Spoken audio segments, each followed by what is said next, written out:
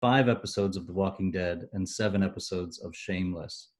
She won an Emmy for Outstanding Single Camera Picture Editing for Breaking Bad, and has been nominated 20 other times for various editing awards. Amazing. Our moderator tonight is renowned DGC picture editor Paul Day. Paul has worked for such notable companies as Netflix, AMC, Paramount, Showtime, Disney, MGM, Sci-Fi, Sony, and many more. Just some of his editing credits include Spinning Out, V-Wars, Ransom, Dark Matter, Into the Badlands, Hemlock Grove, Rookie Blue, Lost Girl, Dead Like Me, Odyssey 5, and the 4400. Paul also directed episodes of Dark Matter and webisodes for Lost Girl. As one of the co-founders of the Canadian Cinema Editors, Paul continues to pursue improving the industry profile of editors and elevating the importance of their craft. One last note before we start: feel free to ask questions via the Q&A button at the bottom of your screen. Paul will see those questions throughout the night. He won't be able to ask all of them of Kelley, but he'll try to get as many of them as he can. That's it for me. Paul and Kelley, looking forward to it. Thank you, Hans. Thank you so much. And from what I can see, Kelley, I don't know if you can see it too, we have over 100 members, 100 people. Oh, wow. Watching us right now, so it's kind of like being in an auditorium. Only not you're at home and you're comfortable. Yeah, but all of a sudden I'm nervous. Don't be nervous. It's like you and I having a conversation. I'm gonna close that participants thing down. And besides, I find that a bit of my research for you, you're quite talkative. So I think you're going to make my job a little easy tonight, because you seem to really love what you do. You're very passionate and very excited about the process of editing. And I'm just going to ask you probably questions that you've heard a million times, and then maybe our panel or our audience will actually ask questions a little bit more detailed a little bit later on. But I just want to delve into the world of Kelley Dixon. And, right off the bat, I know a lot of people may know you, a lot of people may not know you. They know your credits now, thanks to Hans. But I just want you to sort of start from the beginning, the nucleus of Kelley Dixon, your where you started, and sort of the drive that brought you to us today. In as much time as you need, you have the floor. Like, how far back do you want me to go? Well, I know you're from Chicago, and I know that far back.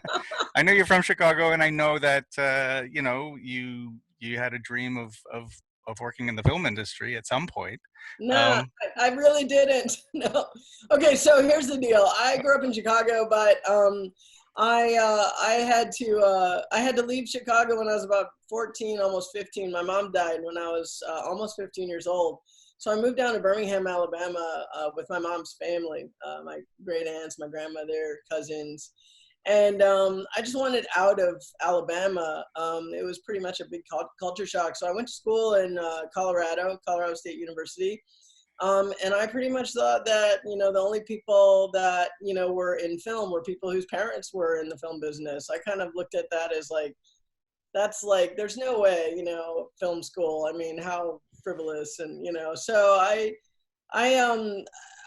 got a journalism degree. I really wanted to be in advertising. I wanted to write ad copy. And I came out to California because my mom's father, my grandfather, had another family out here. He had divorced my grandmother way before I was born, and he had some more kids out here, and I had cousins out here that my mom was pretty tight with when she was alive.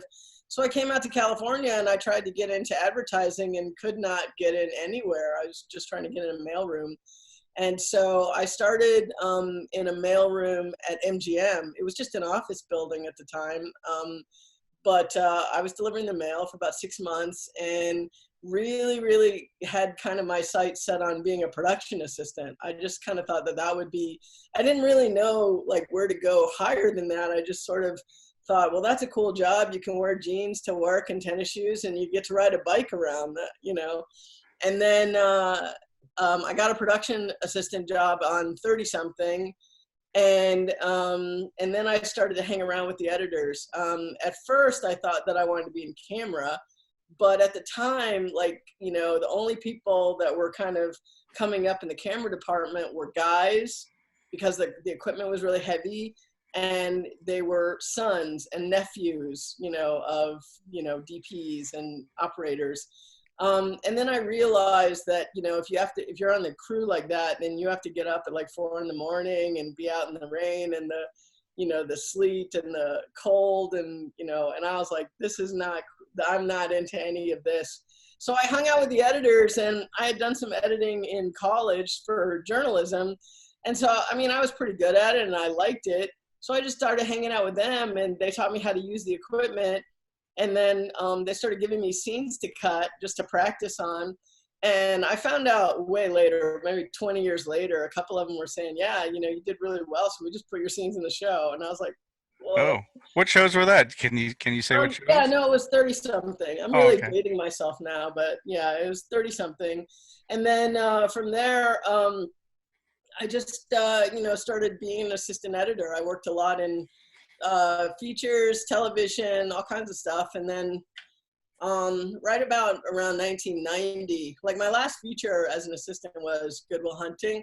And right around after that was 97. So after that, I just started getting TV calls all the time. I just, you know, I really wanted to be a big feature first assistant. Like that was sort of my, you know, next kind of goal. And thank God I never got there. But now, some of the actual features, I mean, you assisted on Reservoir Dogs. Was that like very early on in your career as an assistant, or was that later on? Reservoir Dogs is, you know, I get asked this question a lot about Reservoir Dogs, and it's really misleading because, you know, a lot of people, you know, kind of like see IMDb and they're like, oh my God, you worked on Reservoir Dogs. Yeah, well, like about, you know, there's probably several assistants that have that credit. I think that, like, it's been a long time, but I think I'm maybe like the last of 5 first assistants that are credited on the back end of that movie. 5 first assistants. And that doesn't count the seconds and the apprentices, I guess. So my experience with that film is a little, you know, it's a little misleading. I came in at the very end. I'm not really sure what happened to all the other 4 first assistants, but I came in at the very end to do some optical work, deal with the MPAA, and handle the negative cut, and just get the stuff ready to get to Sundance. But I will tell you that, you know, at the time, I think like good first assistants were making about $3,000 a week, and that job was paying like $450 a week. Oh. So I think, I mean, this is just conjecture on my part, but I think that all those other first assistants probably was everybody's first job. So, you know, so my experience with Res Dogs is not what everybody thinks it is. So your objective is to be an assistant on features. That's what I wanted. I wanted to be a first assistant on features and like work for a really big editor where I never had to like look for a job. You know, I just get a phone call, pack my bags, go to all 4 corners of the globe, work for a year, and then come out with some big movie, tell all my friends, and then go and do it again. And I got close a couple of times, but thank God I never made it. You know? So instead, you landed in television. Yeah, mostly it was, I just started getting a lot of calls for TV, and I just needed to work. So I started getting calls for TV, which was actually better because it wasn't really my dream. I'd been told by a lot of editors that I was really good at editing, but it's scary. You know, I talk to assistants now and I say, wow, you know, you really are pretty good. You know, you should start really thinking about getting into a position where you can move up, you know, getting with a certain editor or something.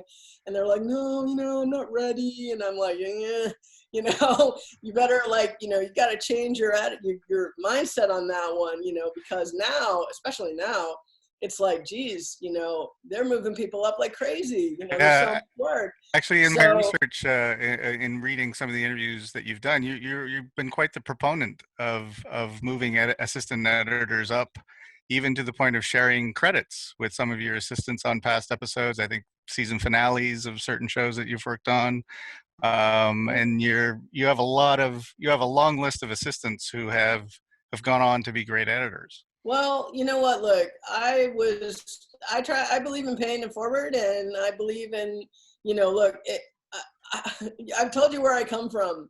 I don't have family or people in this business at all, and I would not be where I'm at if there weren't people who did that for me.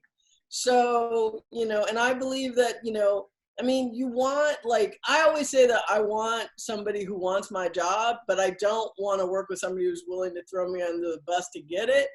But I really, really want, like an assistant who really wants to cut, starts looking at the narrative, understanding, starts developing their own process.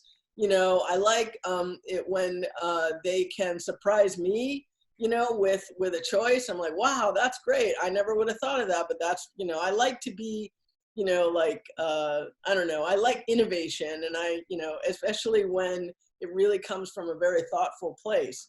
And I like to share, when I'm working with an assistant, I like to be able to talk to them about either what their choices are, what my choices are. I've worked with a couple people where we both would cut the scene and then look at it, and Well, that's very interesting. So, yeah. I mean, it sounds like the key word that gets thrown around a lot is collaboration, and Yeah. and I have some questions about that later on down the road. But it just sounds to me that your family in the cutting room, whether it be the assistants or anybody else that comes into it, you incorporate them into your process. You incorporate them into what you're working on.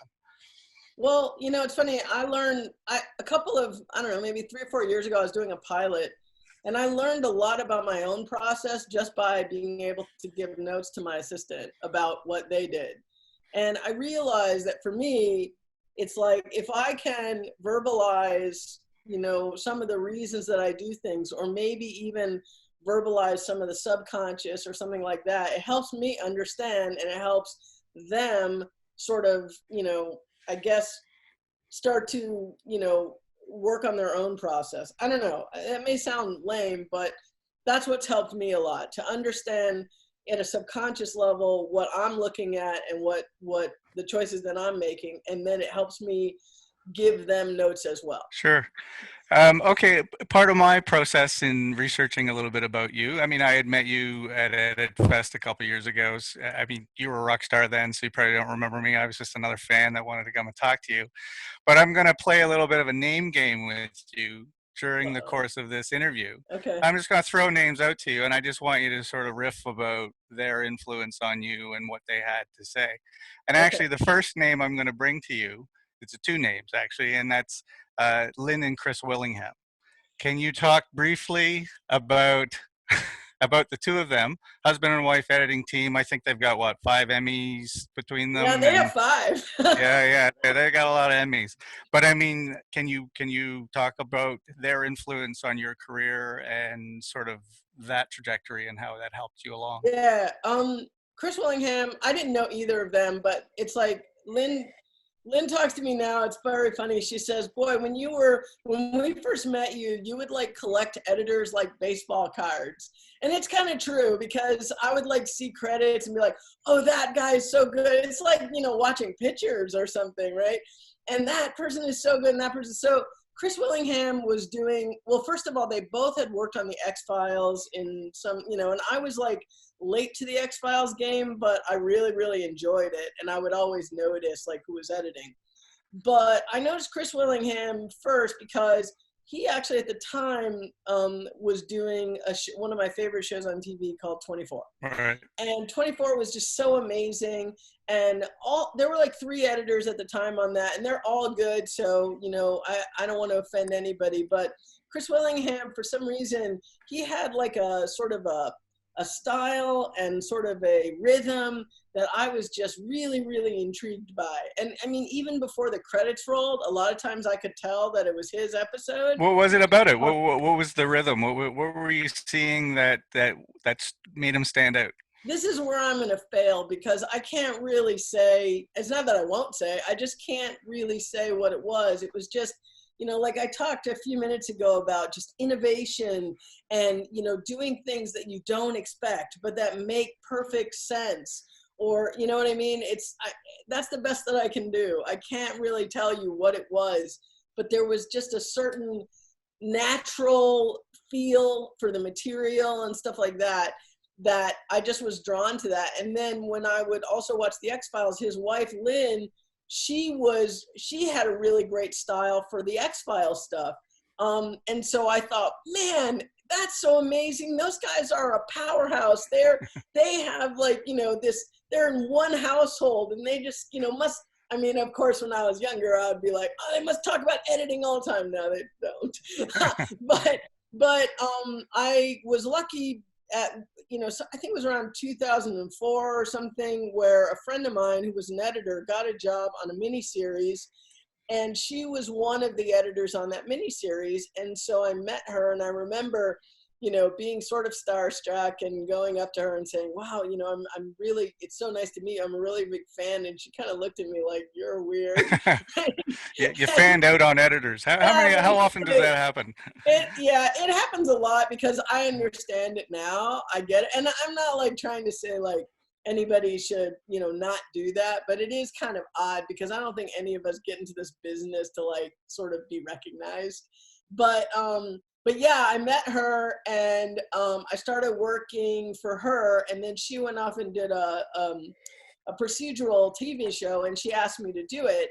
And my feeling was, first of all, she's incredibly nice, and she's incredibly like, one of the things that I tell a lot of assistants, especially when they're looking for an editor to work with that might help them move up, is, and it's a pretty tough, but you need to find somebody who's, first of all, really comfortable in their own work. It's sort of a personal psychology where, they have a track record of moving assistants up, and they have a track record of being very generous with the work.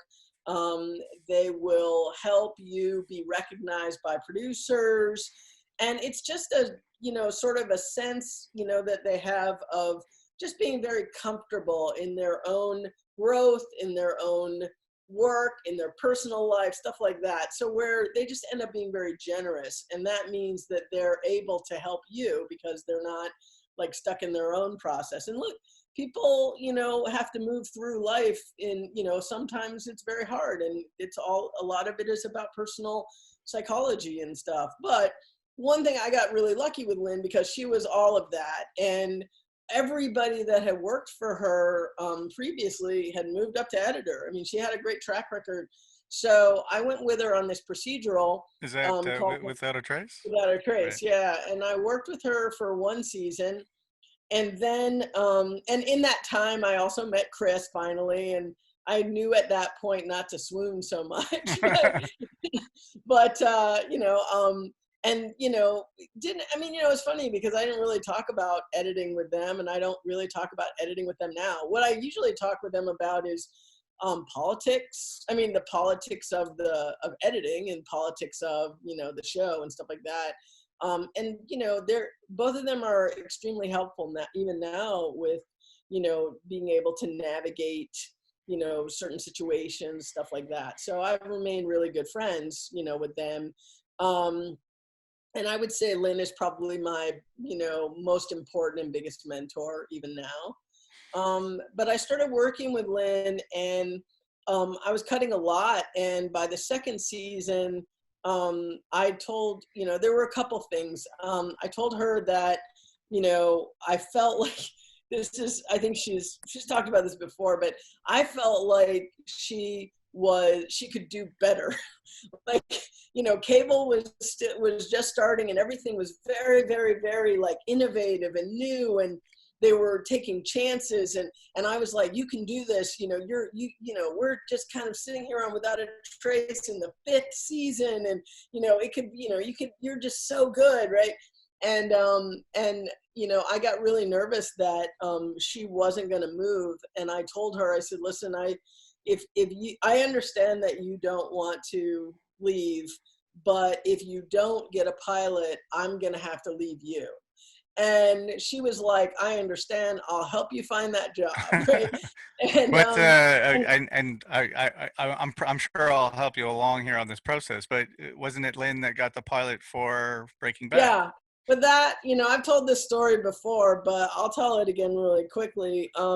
she was like not going to leave. And then I remember one morning I was working on her Avid and doing probably, I don't know, getting ready for an output or something. And she walks in and she closes the door. And I don't even work with my door closed now. She didn't work with her door closed. So I'm like, why are you closing the door? And she's like, I got a pilot. And I'm like, you're not going to go. And she's like, no, I'm going to do it. I'm like, what? Oh my God, really? What is it? What is it? And she goes, it's a pilot by Vince Gilligan. I'm like, oh my God. And like Vince Gilligan was one of these, I didn't know him, but I was very excited because X-Files again, I was really excited. And then I said, well, what is it? Is it good? Can I read it? And she's like, yes, it's really good. Yes, you can read it. And I'm like, well, tell me about it, right? So she kind of gave me the rundown. And she said that Vince Gilligan had just called her, out of the blue and just said, because he remembered her from X-Files. And she said, well, wait a minute, Kelley, wait, you might not want to go. You might want to stay here. They might move you up. And I'm like, no way, no way. I'm going, because my feeling was, I really, really didn't want to keep going on a 5th season procedural. B, it was Vince Gilligan. So, whatever he did was going to be pretty cool. And C, even, and the chances of me sharing an episode or getting moved up were so much better on something new and innovative. And D, am I up to D? D was, if I didn't get moved up, I probably would eventually get an episode to cut. But I'd also still be Lynn's assistant. So I'd be still cutting anyway. So all of it was a win-win. Right. And so, it was like, there was never a question in my mind to just go. And so we went. And boy, did we go. I was going to say, and that was a very good move for you because you ended up cutting how many episodes of Breaking Bad? I think Hans said, I don't remember a lot. I think it's up there. I think it's up at like 27 or something like that. But you started cutting sequences basically from day one, even during the pilot. I think I read somewhere or heard somewhere that you had cut the meth making montage. Yeah, what happened was, our plan sort of was, Lynn and I talked about it before I got there, and her plan was sort of to, sort of position me in a way that if the show got picked up, I could at least, possibly talk to them about getting an editor job. So our plan was sort of to, let me cut a lot more than I actually ended up cutting. We had a lot of like sound problems on the pilot, and there was a lot of like sound effects work that had to be done, like a lot. And so I really didn't get to cut as much as we had hoped. I cut like 2 scenes. I cut the meth making montage, and I cut the scene where Walt comes in the car and brings all the glass. This is a round bottom boiling something or other. I did that. And Jesse says, well, I use chili pepper. That's my signature, So those are the only 2 things I had done. And I was a little nervous that it wasn't going to be enough. But one of the other things that, we did was anytime Lynn had to get up and like go get coffee or go to the bathroom or whatever, I basically sat down in the chair and said, hey, I can show you this or I can show you that, to get Vince and our producer Karen Moore at the time very used to being able to, see me in that position.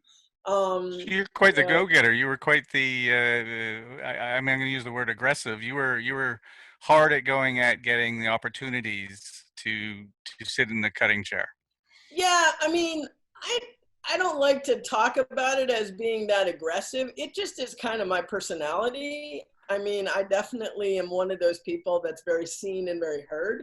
I've been chastised by when I was an assistant, I actually had another assistant say, you're not a good assistant because you should keep quiet. And I'm like, well, gee, this has worked really well for me so far. Yeah. I'm going to keep up the process. Yeah, but, I believe that, now I believe that definitely you shouldn't try and be something that you're not. And I believe that there is, a way to, you have to read the room and see if that's really appropriate. You know what I mean? Mm-hmm. But for me at that time, I mean, I met Vince Gilligan. I would go in, in the morning when he was like, waiting for Lynn to come in or something like that. And I'd just chat with him. Hey, so on that X-Files thing, what do all that stuff. I was a fangirl on that. And we would talk, and then we would talk about other things. We had just both seen this documentary, I think on PBS about Jonestown that was super interesting. And it was my first sort of exposure to Jonestown and what had happened there. And I was so intrigued, but equally horrified. And so we had discussions about that. Oh, wow. Okay. So I just, sort of, it was just very natural for me to like be just talking to them on a regular basis. And then there was one time when I was working in my own room and I had taken my laptop apart. I was like trying to add some part or jury rig it in some way. And Vince walked by and he's like, what? Wait a minute, what happened? I'm like, oh, I took it apart, I'll put it back. He was like, you can do that? And I'm like, yeah, what's the big deal? I said, I built this computer and all this stuff. And he was like really, really blown away that I could do those kinds of things.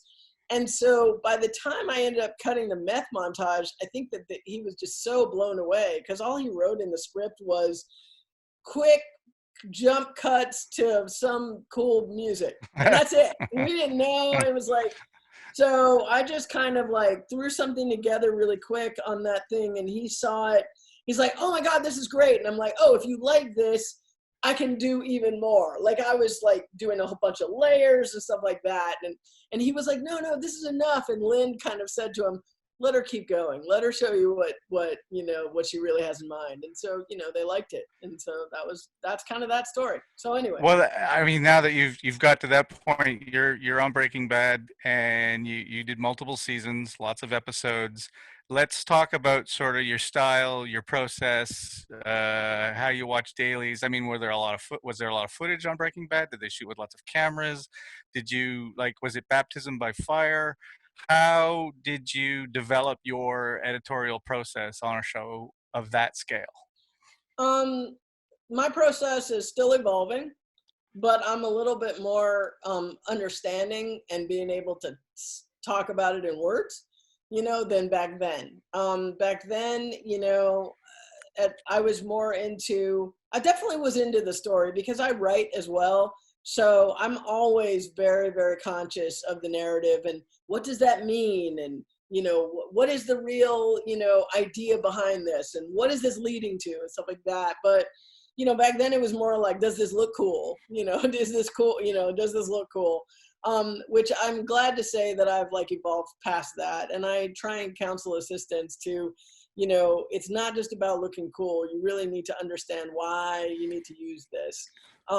Or what is the feeling behind a certain character and why we need to be there and the stuff. storytelling aspects as opposed to the technical side of things. Yeah, but that was, but early on it wasn't. A lot of it was just instinctual. I learned so much on Breaking Bad because there was so much editing there that I was not used to, had never seen other editors do. I mean, I think it was my second episode on Breaking Bad that was like, this scene was like, I mean, it was hugely long. I think my first cut was like 12 minutes.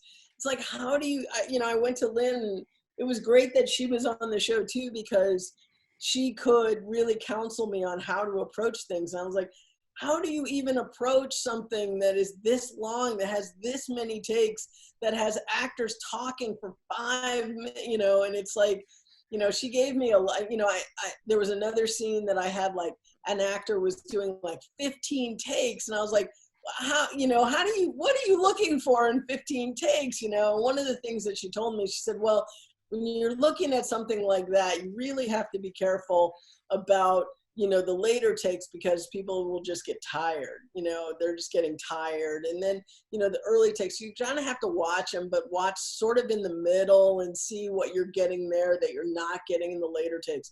But early on, that was my process. And as I went, I learned, so much more about how to approach things. Back then, I used to watch dailies before I'd cut anything. I would watch the whole thing. And the thing about Breaking Bad, which is very different from anything else I think that I've done, is that Breaking Bad scenes and also Better Call Saul scenes, they average about 6 minutes. They average, you know, and most other scenes in shows average like a minute and a half or 2 minutes. If you get a 3-minute scene, that's pretty long, right? So 6 minutes on average. And that one scene I was talking about, it was the talking pillow scene, Oh yeah. right? Yeah. That one was like, I think it ended up being like 9 minutes when it was all said and done. And that's a long time.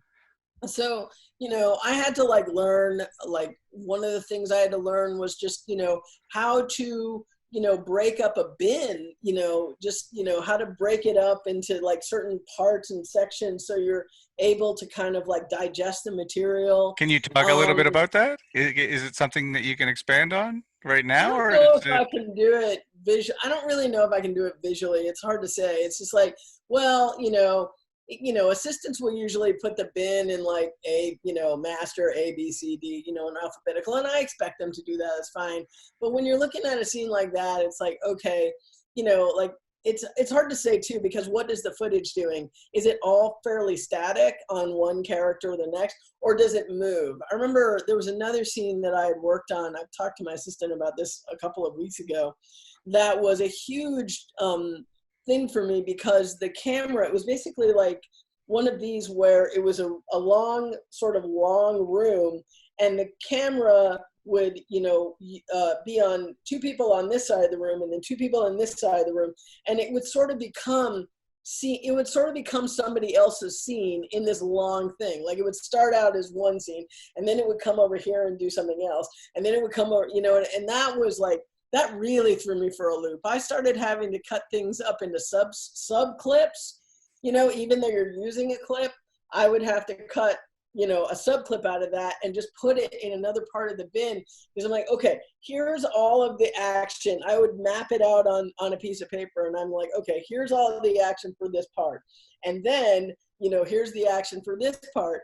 But even though they had the same, you know, I guess camera slate, you know, it was like 1A take 1 would be like Skylar's scene for part of it. Then it would be, you know, So you would map out certain sections of the scene. So the first 2 yeah, and I minutes, the would have last to 2 cut them minutes. up because it Right. was just so hard to keep up with all the, you know, with the one, I don't know. I guess I'm trying not to make it as complex as it sounds, but it was really hard for me because it was a long scene, and the camera, you know, I guess, you know, whoever it was following would change. You know, it wasn't just one person. So that was, you know, a thing. I think on, let's see, I learned, I did the TV show Shameless in the middle. I think I started in probably season 4 of Breaking Bad, I did a couple seasons on my hiatus. And that, working on that show was really hard because every take was different. Every setup was different. The camera just would swing, and they would, you know, shoot it with 3 cameras. So on that one, I learned how to watch dailies in quad split. Right.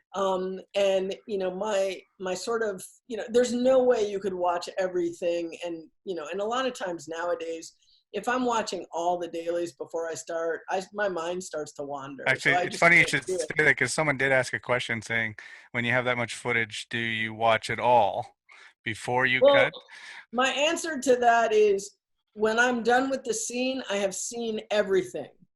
But if I wait to cut anything before I've seen everything, I will probably not have watched a good bit, because my mind will just start to wander. Right, I right. just And now, as a can't keep point of up. reference, can you, for non-editors in the audience, can you tell us like what sort of amount of footage are you looking at compared to, like, how much footage were you getting for the Well, scene for on the Better episode? Call Saul, I like to talk about this. On Better Call Saul, there was one scene, I think it was season 2.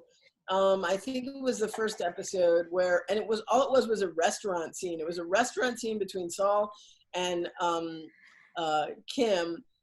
and it was like 9 hours. Oh, 9 hours of footage. 9 hours of dailies. And then they moved to another part of the restaurant and had another 3 hours. So it was like 12 hours worth of stuff. That is pretty extreme for even that show. And I remember joking with the writer, director, producer of that. His name was Tom Schnauz. And even now I'll joke with him, I'm like, dude, 9, is there something, wait a minute, why 9? Is there something that I'm looking for in this 9? He goes, hey, I had to cover it. I covered it. I covered all the places, you know. He gets like kind of defensive, kind of funny.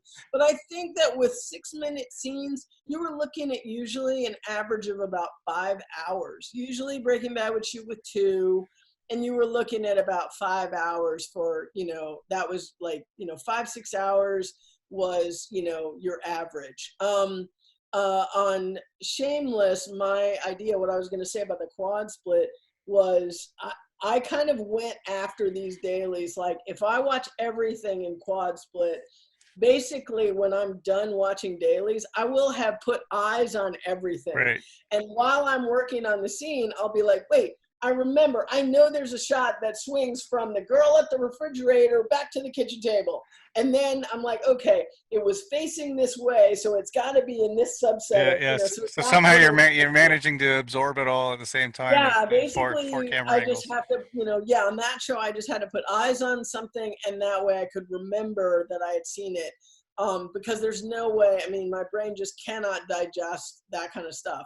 Right. On dialogue scenes, you know, what I usually do now with dialogue scenes is, you know, I'll pretty much watch, like I'll watch the master to see what, you know, the sort of spacing is. And then I like personally medium shots. I like it when there's foreground. I like when, you know, there may be an over the shoulder, because I always feel like there's more energy in a shot with 2 actors than there is in a flat close-up. Right. So I like to use the medium shots more because, you know, again, there's just, you know, actors, even if you're looking at the back of their shoulder, they give the other actor energy in the shot. Right. There's a connection between everybody.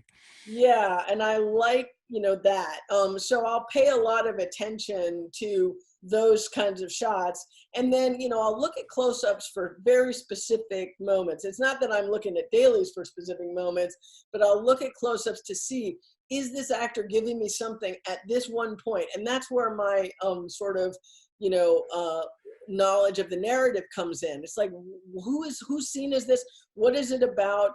It starts out as somebody's scene, but then it goes to somebody else's scene. You know, where is that change? What do I, you know, I have really a lot of control on what the audience, you know, is going to absorb from this. So what, you know, how am I going to get to that? Do you ever play with the point of view of that? Do you ever, like, occasionally, sometimes I think I can make the scene about one person, or I can make the scene about another person, and they're both equally fine, but I'll have 2 different versions and put one in a cut and see how it shakes out. But do you ever think, gee, I can tell this from multiple points of view and cut it different ways, or do you always just cut it for one way and then make changes per notes? In television, if I have that kind of time, maybe. Right. But I find that I don't have as much time to, you know, play like that, especially when I have like 6 hours worth of dailies. Sure. But I do find that, you know, as I'm going through a scene, the narrative will, you know, I'll see something in the script that leads me one way, but then when I see what the actors have actually done, it may lead me off into a different direction, and I will definitely experiment and try that and see what happens. So the next question that I do have from somebody is regarding sound and music, because you spoke earlier about the amount of sound and music work, or at least sound work, that you did with Lynn and other editors that you assisted. How much sound work and music work do you do now as a picture editor, or how much of that do you give to your assistant? I mostly give, I've been really lucky with assistants in the past couple of years that they're really good at sound. I was really good at sound. So I kind of try and leave like sound effects work to them. But if there's something that's a very, very specifically, like unusual and design like, wise, then I'll usually take that on my own. Like one of the things from Breaking Bad that I remember that I did was I had my assistant do most of the episode as far as sound effects, but the beginning of the episode was there's this one scene where it was on an Indian reservation and, or a Native American reservation, I apologize. And it was this, I think like a Native American cop going out to check on an old woman who lived alone. And he went out there and it was very quiet and he's knocking on the door and it turns out that the cousins had come there and killed her, right?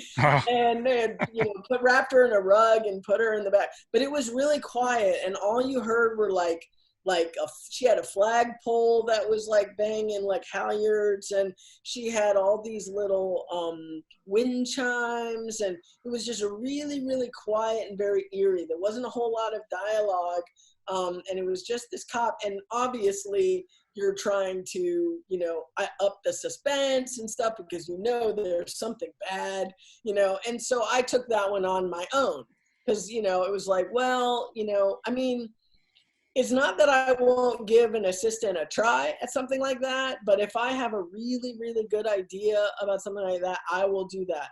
One of the things that I did a lot with my assistant, Chris McCaleb, who is now editing Better Call Saul, that was one of my names. I was going to say the name game. So the name game, again, Chris McCallum. He was really good at sound effects. And a lot of times I could just say to him, like there was one episode that it was one of the ones that we shared, but he didn't take the credit on that one. We were only allowed to share one with credit, so he took another one. But we cut this episode together, and it was this episode called Tohajali. It was on Breaking Bad, and it was the one where the Nazi guys come and shoot. There's a big shootout in the desert. And I said to him, okay, let's both cut this big shootout scene. And what we did was we both cut it. We didn't look at each other's work. Then we came together, looked at both of them and said, ooh, I like that on yours. Ooh, I like that on mine. What a great idea. That sounds awesome. It was great. It was great. But one of the things I told him, there was like this, Michelle McLaren was the director, and she's really, really great. And she shoots a lot of footage. It's like, I don't see how she does it, but she like can get, a million setups in like 20 minutes. So one of the things that she had done was she shot, and I think it was a slow-mo shot of just like desert dust going up over like the hood of a car.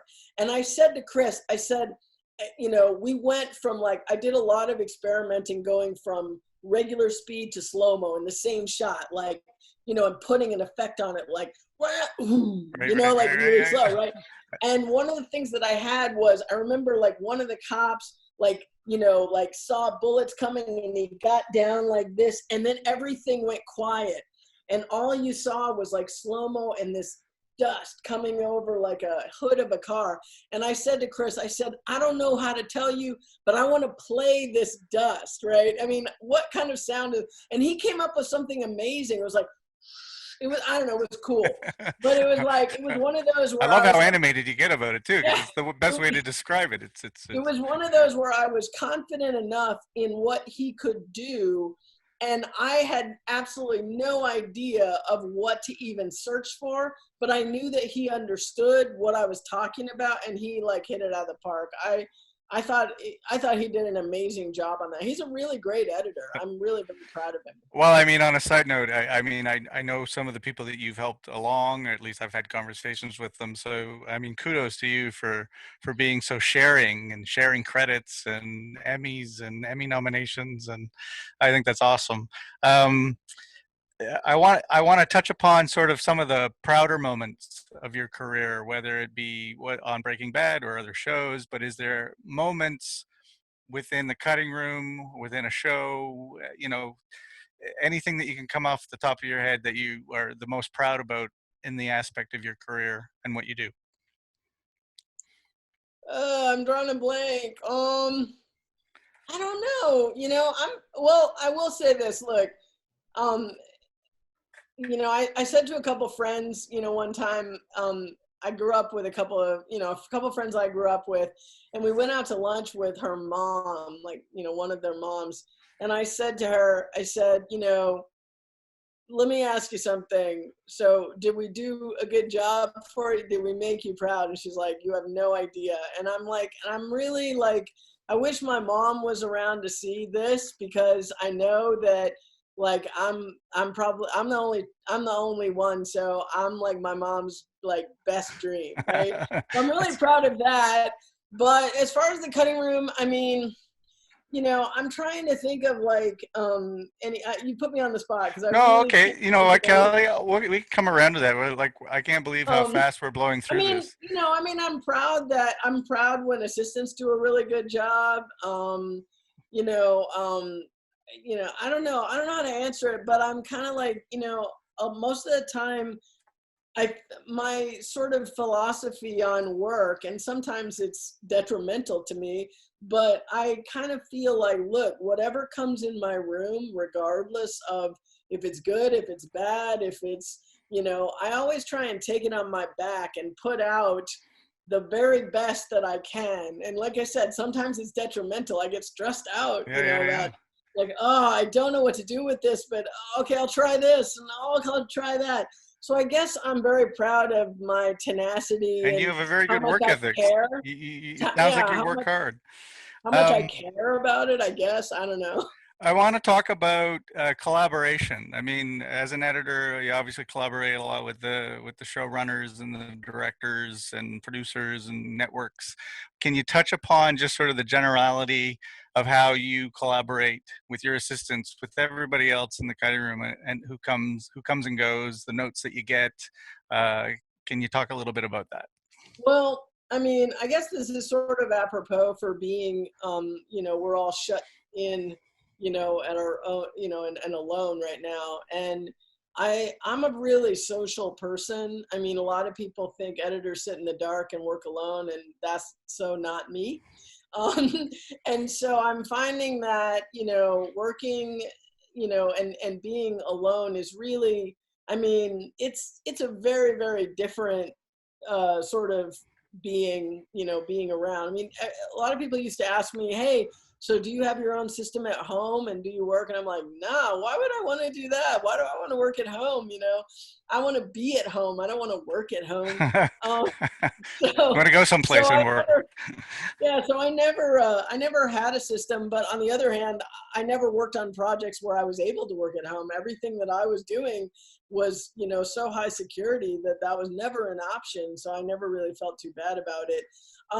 But that being said, I really am very social, and I like to talk with assistants about, how they're working. I like to, give them stuff to do, find out what their process is. I like to be able to show them stuff and say, okay, what do you think is different about mine and yours, and stuff like that. Why do you think that I would do this? And as far as like, I love working with writers, because, writers a lot of times don't always understand post and how things work, but the writer is the originator of all the material. And The so story, yes. Starting with the I like story. to like ply writers with questions, because, sometimes I guess people might think that's a little perplexing, but it's like, it informs me on ways that I can approach, the editing to, really, really dig much deeper, Sure, and on the story. that helps the fact that editors are storytellers just as much as Yeah, anyone I else. mean, I was working on Castle Rock a couple of years ago in the first season, and I was talking to one of the showrunners there, and I said, look, I was a little bold on this, but I said, look, man, after all this is over and everything is all, shot, you have to understand that your editing team is your writer's room. We Right. are your writer's room now. Yeah. You're And rewriting it. so, we need, we're telling you about, the ways that we're looking at your script, and the ways at that point, the ways that the directors were interpreting it. And I was like, okay, at the time I was like, I think that you need to lean a little bit more heavy on some tone things and stuff like that on that, because it was like, there were like a couple of things, I don't want to get myself in trouble, but there were a couple of things that were beautiful scripts that weren't quite coming through in the characterization. Right. And like, at the end of the day, we're your writer's room. There's only so much that we can do if we don't have the material. I got a question here from Jill Carter, who wants to ask you specifically about what does she say here? What 3 things make good directors in the editing room? And then that will transition me into a bit of a surprise for you. So answer that. I'm trying to think what 3 things. I don't know. I mean, look, it's really, really good. This is why I don't want to direct, by the way, because I know I'd really be bad at it. Actually, other people were asking that. Will you ever direct? I am very, very, very admiring of directors, because they have so much to freaking manage. My feeling about directing is I would just want to move actors around with chess pieces, and be here and say it like this. And what's funny, when I was working on the Goldfinch, I realized, well, gee, in the editing room, I have all the control. So of course that's what I want to do. But I think that one of the things that bugs me about a lot of directors do, but I understand that that's the process, is when they will shoot a master, a really, really beautiful master, and then things will change and things will adjust, and you have close-ups or medium shots that there's no way I can get back to that master. And, nowadays when we have really big screens and things are being shot very cinematically, you don't want to get in. It's not like master, medium, close up, and you stay in here for the rest of your picture. You want to be able to come out at different spots. And when you have a master that is not, that doesn't follow, your hands are tied. And I think a lot of people, I get approached a lot of times where, can't you just go back to that? And I'm like, well, no, the guy's over here. Well, how am I going to, and it's like, so that's one thing. The next thing that I like is I really, really especially I tell a lot of editors and assistants I work with, especially on pilots, I know that directors have so much work and so much other things that they can do, that they don't have time to meet with editors. They usually hire editors and then they leave them alone and you don't talk to them for months. But I always tell people, look, can I meet you for 20 minutes? 20 minutes, maybe it's just, I met with one director on a pilot and we were just walking across the lot. That was the meeting. Right. So at least it's face-to-face. You can talk about it. It's not over the phone or texting. Yeah, what I will do is I will be really familiar with the script, and there's a specific questions that I have, not usually about specific scenes, but about tone. And my biggest question with them is, what do you see in your head? What does this say to you? I need some direction. What does the music, what do you hear? Sure. Is this frenetic or is this quiet? You're trying to get inside their head as much as possible. I want to understand, because they have a lot of meetings in prep, and a lot of people are very, very privy to what they're doing. But I find that editors are just kind of skipped over, and it's like, oh, the editor will, I get those things from directors sometimes where they'll say, oh, I want to see what the editor comes up with. Well, that's not always the smartest thing. Yeah. It's like, we kind of want to know what it is. What do you see this as? Is this a fast bang, thing, or is this like a more like, more, liquid and, it's like, what do you see in your head? And honestly, it's usually, usually I can get enough in like a 20-minute, walk session. Yeah. I'm the same way. I have to have a conversation or at least some sort of connection with the director to at least get inside their head ideas of what she or he might be thinking. Yeah, and can I say one more thing about that? Sure, One thing about that is that, again, I'm going to go back to, we're your writer's room. But I will also say that, you know, I know this in TV, it's not as much with a director, but it definitely is with whoever's finishing, a writer, a showrunner. But in movies, I mean, for God's sakes, you know, after you're finished shooting, we're joined at the hip for months. Yeah, yeah. It's like, why on earth would you not want to have that your editor be your best, you know, companion Yeah, yeah. for the duration? It makes no, I'm very flummoxed about that a lot, because I'm like, you know, it's like, if I understand where your mind is at, and, you know, it's not like I'm going to sit there and just do what you want and not Right. do my own thing or give you what I want, but I at least need to know, where are we going? What is, you know? Well, it's funny you should say joined at the hip, because we actually have a guest who's part of our participants who I've been given permission. I've been texting with Hans, and Kari Skoglund would like to join in the conversation.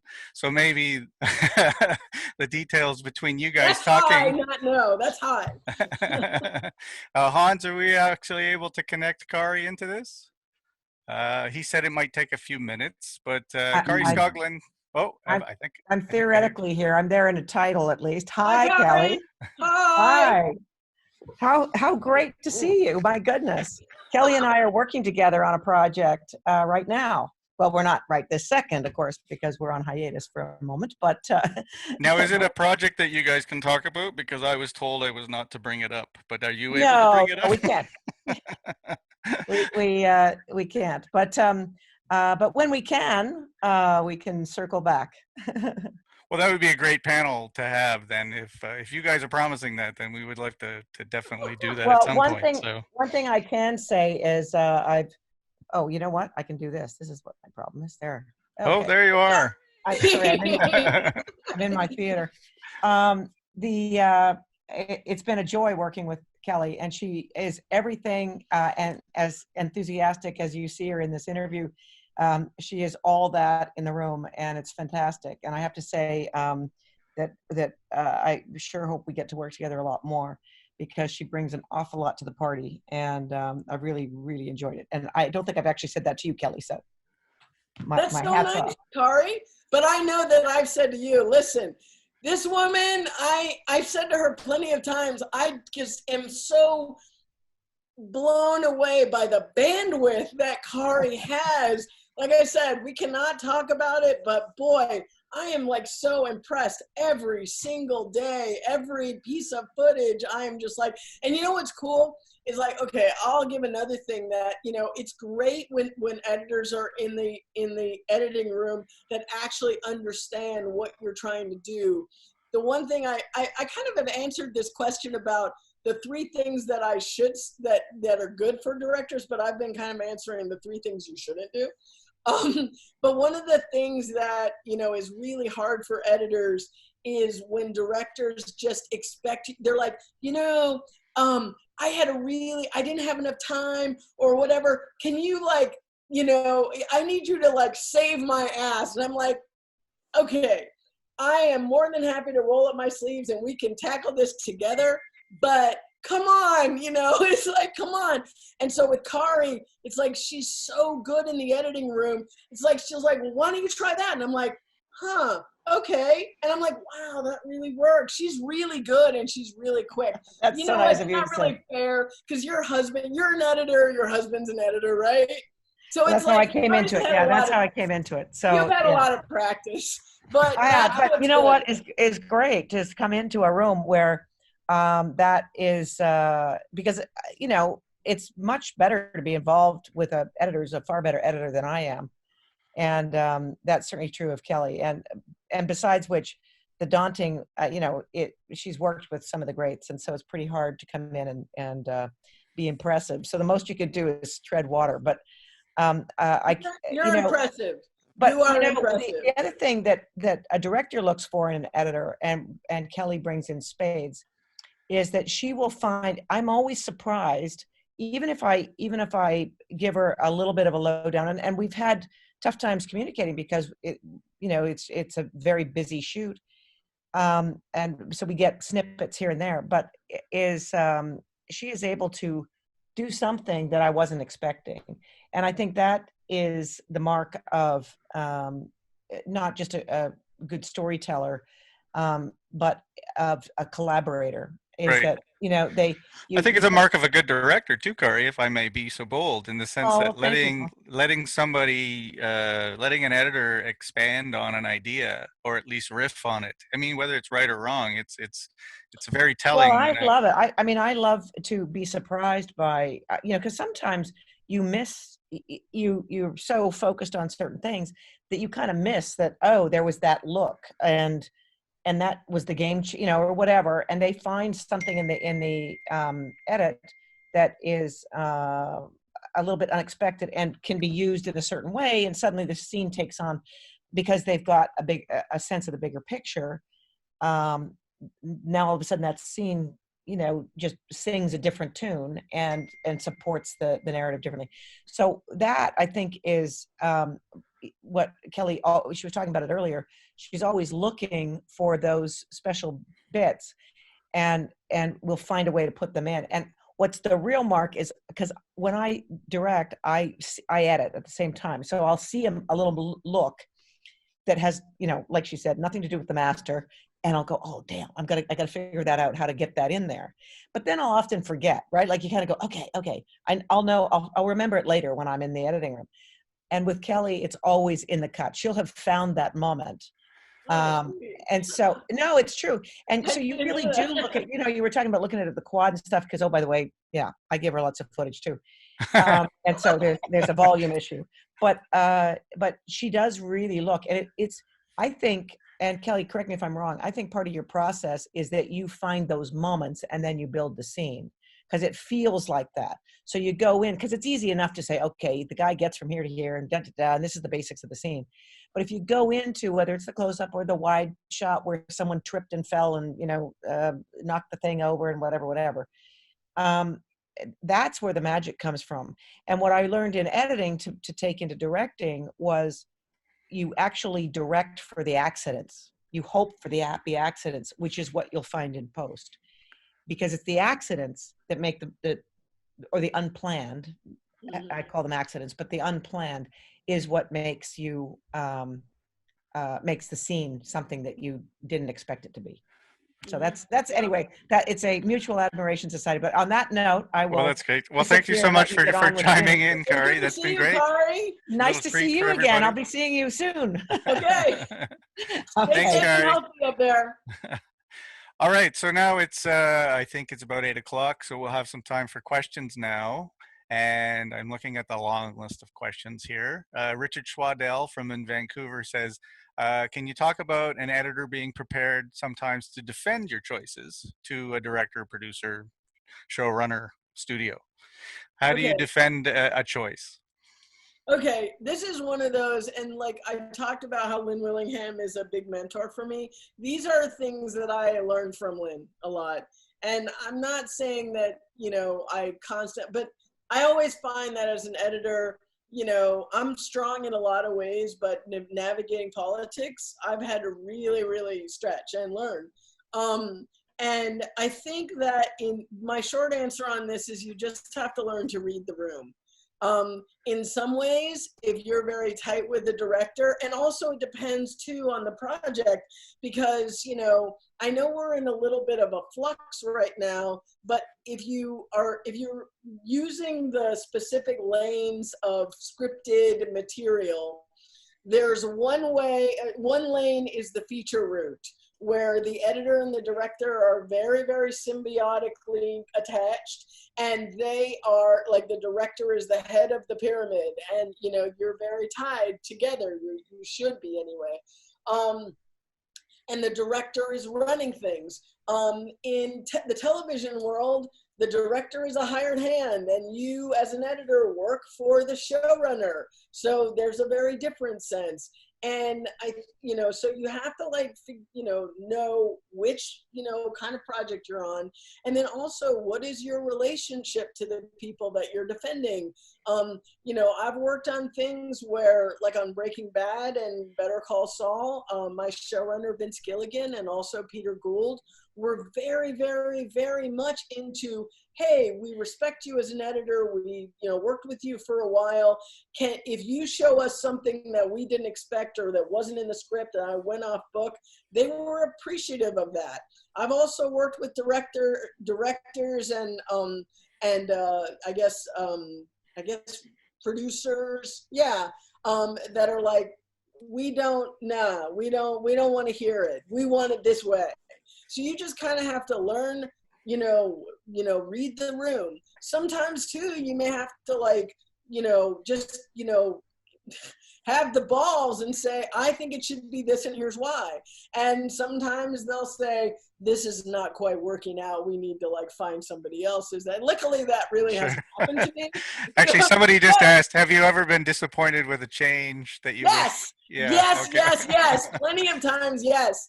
And I think a lot of that too, being disappointed with a change, when I was in my younger editing days, I was very, very attached to everything, and it would be personal when things wouldn't go my way. That's a personal psychology that I've had to learn to understand. But on the other hand, it's there were plenty. I mean, even as far back as a couple of years ago, my last season of Better Call Saul, when there were a lot of things that I was like, and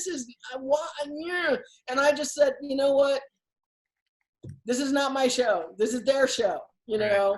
And I'm like, oh, well, and so, yes, I think that if I wasn't even a little bit disappointed or upset when things didn't go, I think it's all in how I present it and how I move on that Sure. keeps me working. But yes, I do feel it. I feel it in my heart, especially when I worked hard or when I do believe that this is a better way. But if I didn't feel like that, what would be the point of doing this anymore? Right.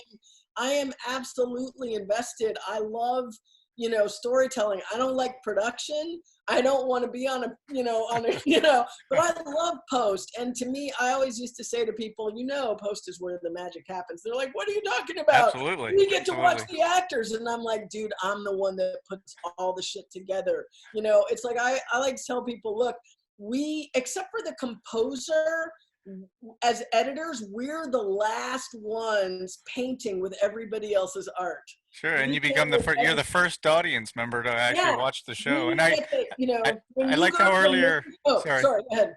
No, go on.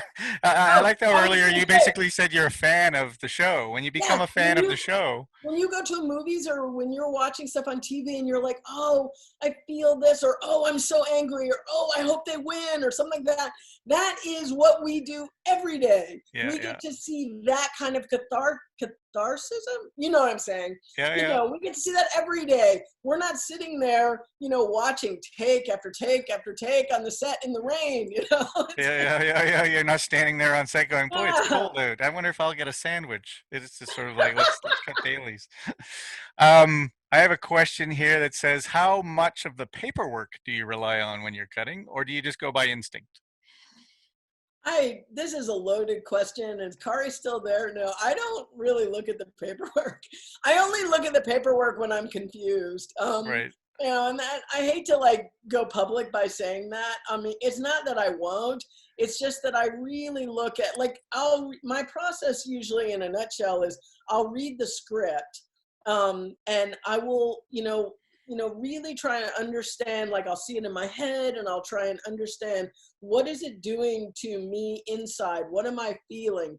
And then when I get the scene, I'm like, okay. I look at the dailies. Am I getting the same feeling? My goal is to create the same feeling that I felt when I read it. Have the dailies changed drastically from what I read? Okay, well, if they have, what is the point of looking at the paperwork? Because this is what I have.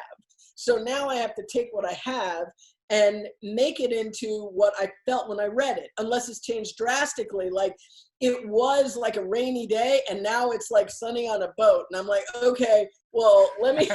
It's a little different than the way I read it. Let me look at the paperwork and see. And, again, sometimes, directors will do some kind of, bit or stunt or mechanic that I will be like, when is this supposed to happen? I don't really, and that's when I'll look at, paperwork. But for the most part, I don't. I will read the script in the very beginning, and I will refer back to the script as far as like understanding the narrative as a whole.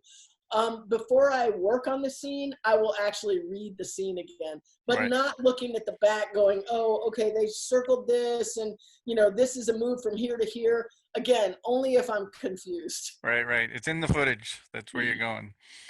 I have a question here from Chris Mutton here in Toronto. How do you manage work-life balance?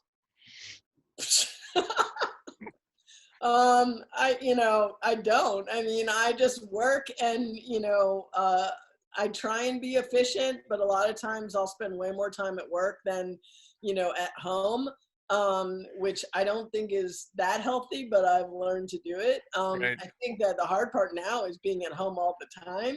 Right.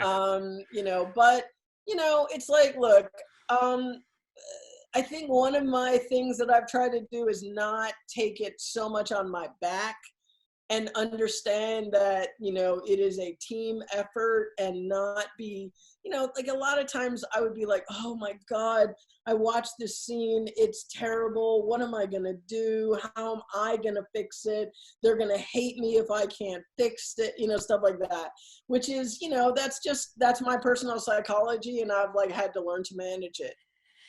And on that same subject line, like you say work, but the way the enthusiasm that oozes through the screen from you is, I don't feel that you describe anything that you're doing as work. It sounds like you're having a ball. Oh, it's playing work. with like the greatest people in the world, Oh, and no. I think that's infectious. That's I must say that it's one of the most infectious things about you when I first met you, was just how enthusiastic you are about what you do. Well, I think it is work. I mean, but I'm lucky that I enjoy it, but it definitely is work. I mean, I think I read a quote, I don't know, I was way back like in the 90s sometime, or I was an assistant. I think it was, I want to say Whitman, but I don't know. But it said something like, it's not work unless you'd rather be doing something else. Right. Right. And so on that, it's kind of like, yeah, there's plenty of times I'd rather be doing something else, especially if a scene is really hard to get through, or I don't have what I need, or, I'm really having to like struggle to make something happen. I get really bummed out when I have to make bad cuts. That goes back to the whole disappointing thing, where Right. someone will say, well, can't you do that and that? And I'm like, yeah. No, that's really, no, but sometimes you have to do it. And then you just kind of, this is a thing that I've learned how to do a lot lately. It's just like, okay, fine, here you go. And then, a lot of people ask me about bad cuts. And they're like, what if you have to make a bad cut? And I'm like, well, it's your responsibility to make that cut as best as you can.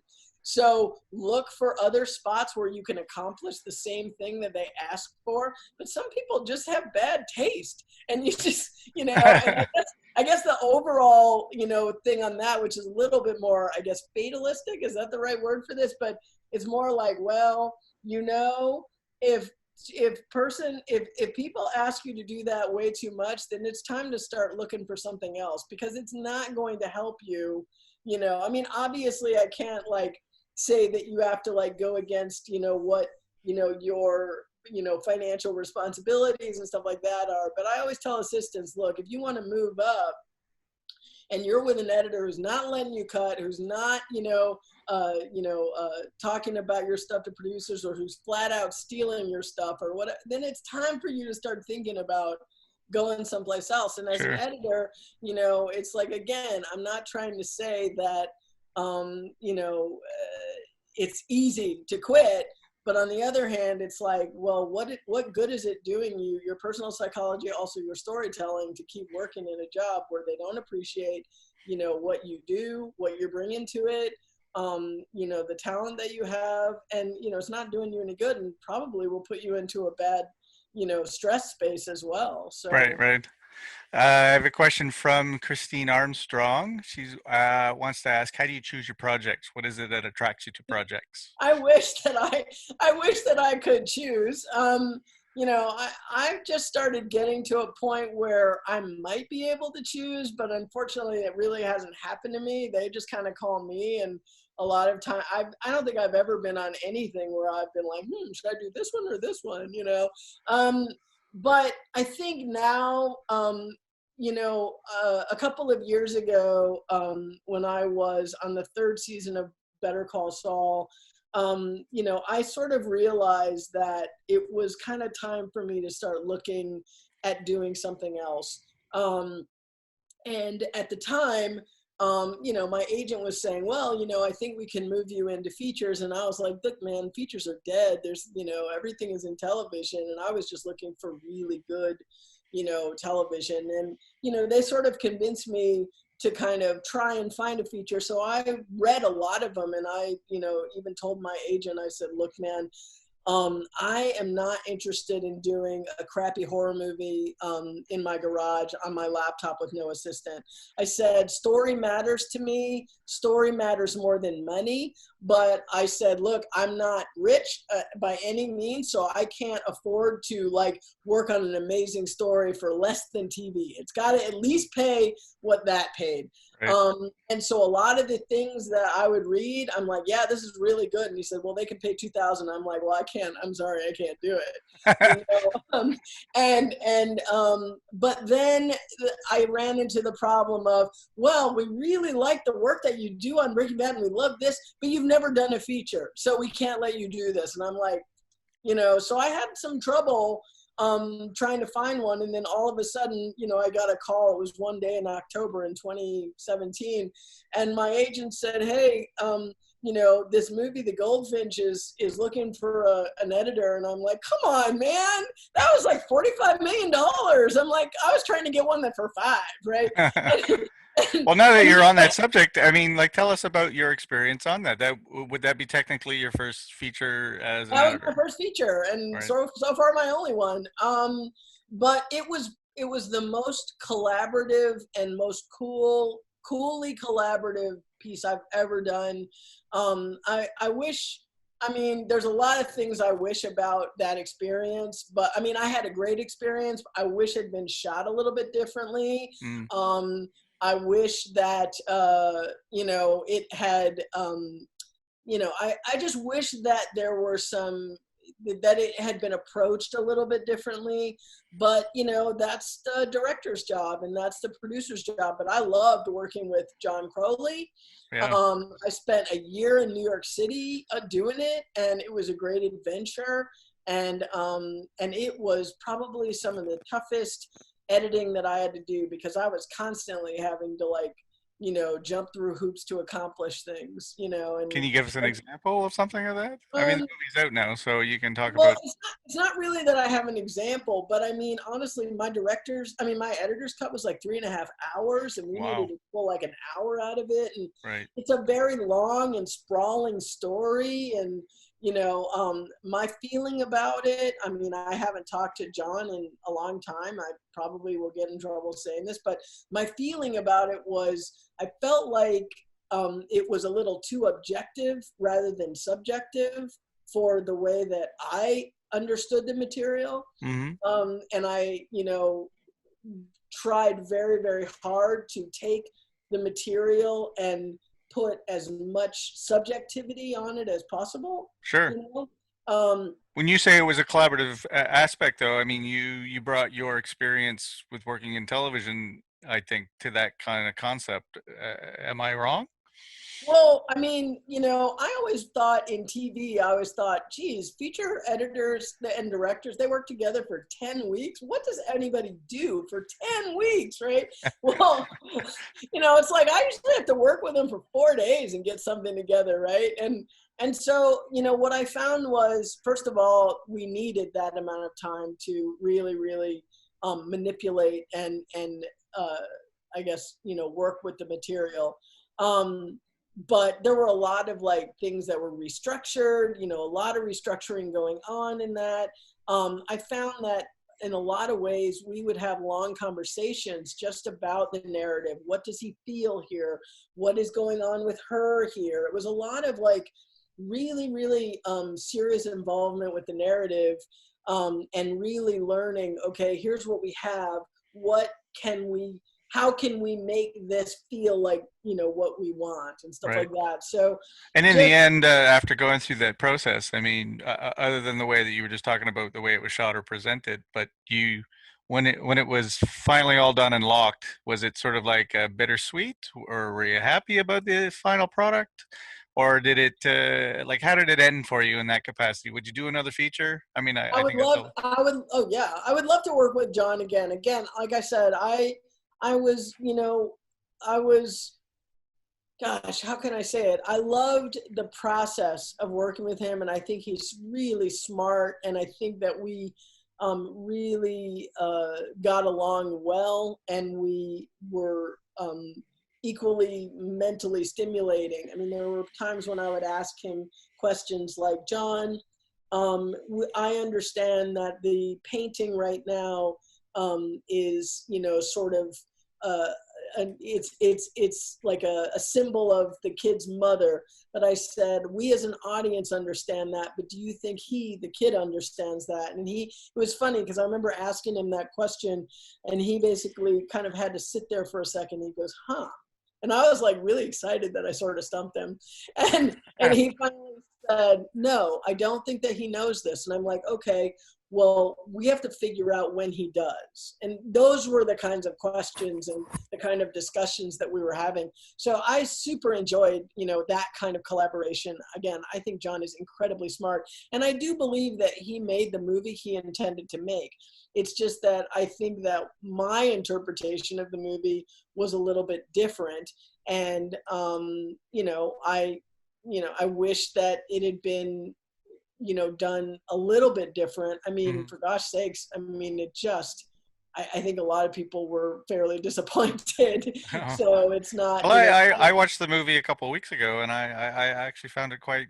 Oh, okay. Quite emotional. So I haven't talked to John about it. I haven't talked to him about, the way it was received, but it was really very sad. And I felt bad for him because I knew that he had poured his heart into it. He spent a couple of years away from his family in England, trying to do this.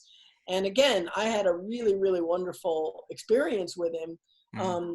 But, it was a hard picture to make. But I really, really stretched as an editor. I mean, I found ways to do things that, there's no way that I would have been able to do the things that I did without the experience that I had had. Well, that's great. I mean, you, like you said earlier, you're always constantly learning. And I think most editors will say that as well. It's like it's a never-ending process of learning about how to deal with people, how to talk to people, how to deal with the stories and everything else. I have a couple of last questions. In fact, I think Jenna and Elise asked the same question almost simultaneously at the same time, which is just a fun little question of, in your time at home, what are you watching? What are you a fan of that you don't work on? What are you watching that's exciting that you can pass along to the people? Right now, let's see. It's kind of bad because there's a lot of things that I want to start. I haven't started the 3rd season of Ozark yet, but I'm excited to do that. It's good. I think that Ozark, I have a couple friends that work on, and I think it's really good. To me, Ozark is like Breaking Bad with no patience. Oh. So I really like that. Yeah, I really like Ozark. I've also been watching a friend of mine who is directing, I think she did the first 3 of The Plot Against America. So I've been watching that. I also was reading the book, so I was very, very interested in that. And then I've been watching the Hulu show Little Fires Everywhere.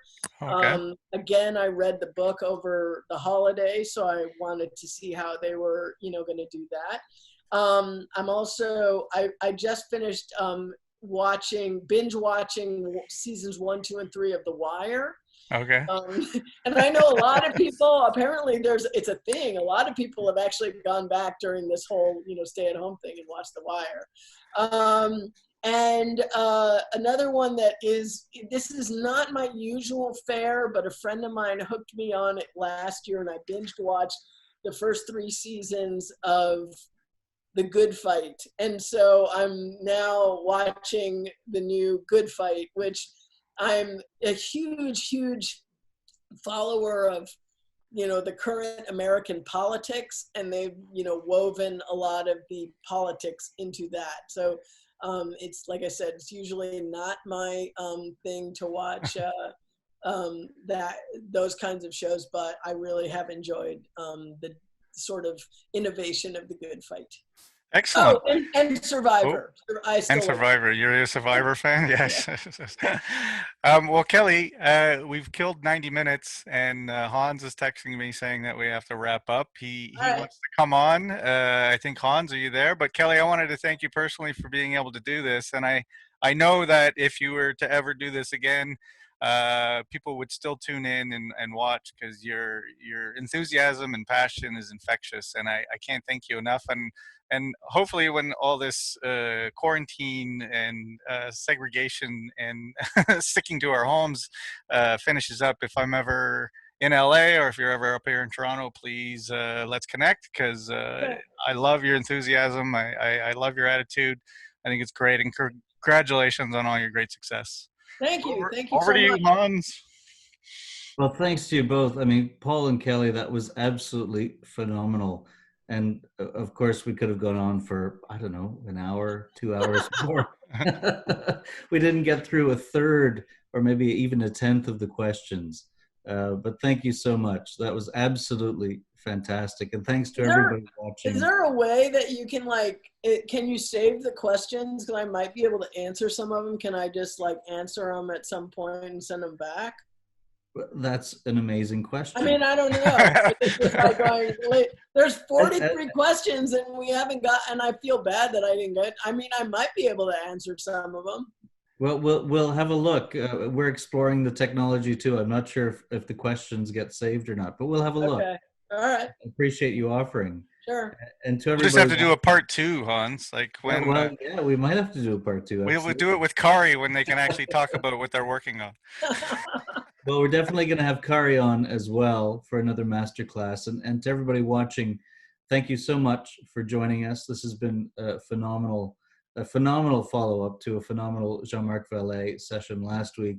And next week, you'll receive an invitation to a masterclass with David and Sandy Wasco, Academy Award winners for incredible films, the Tarantino films, and La La Land, for which they won the Academy Award.